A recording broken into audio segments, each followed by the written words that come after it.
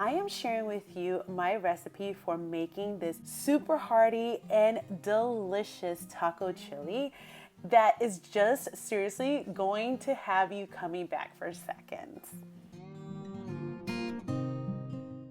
So for today's yummy taco chili, I am going to be using 1 pound of ground beef, 1 can of tomato sauce, a can of these fire roasted diced tomatoes, a can of chili beans and a can of black beans, a can of the corn drained, some little mini peppers just for a little bit more flavor. You can add as many peppers as you want. I'm only going to be using 2. And a small diced onion, packet of taco seasoning of your choice. And this is going to be a stovetop recipe, so I am going to be using my Dutch oven for it. But now let's go ahead and get started. So the first thing I'm going to do here is I'm going to add my ground meat in. I'm going to be using 85-15, so I'm not going to be adding any additional oil to the pot itself. To the meat, I'm going to go ahead and add the veggies that I chopped up, my peppers, my onions. Now to this, I also like to add cilantro, but I am fresh out of cilantro, my friends, so no cilantro today.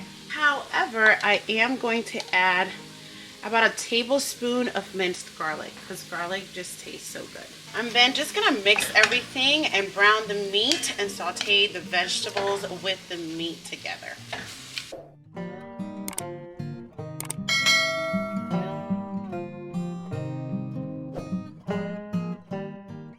I am gonna add a little dash of adobo, not too much because I don't want it to be too salty. I'd say I added about 1 teaspoon of adobo. You don't have to add the adobo. The adobo is absolutely optional. It'll still taste really good without it. So once the ground meat is done, I'm going to add the taco seasoning to the meat and give that one nice mixing like this. Make sure the meat gets that yummy flavor. It smells so good right now. Then I'm going to go ahead and add all the canned goods. I'm going to add the diced tomatoes, the black beans, the chili beans, the corn that has been drained, by the way. Corn that has been drained. And my 8-ounce can of tomato sauce. Since this is a stovetop recipe, I am going to add water to this. So I'm simply taking the can the chili beans were in, filling it with water, and adding 1 can full of water. And then I am going to give everything a nice mixing like this. And I'm going to let it come to a nice simmer. Right now my heat is at a medium, I'd say a medium high right now.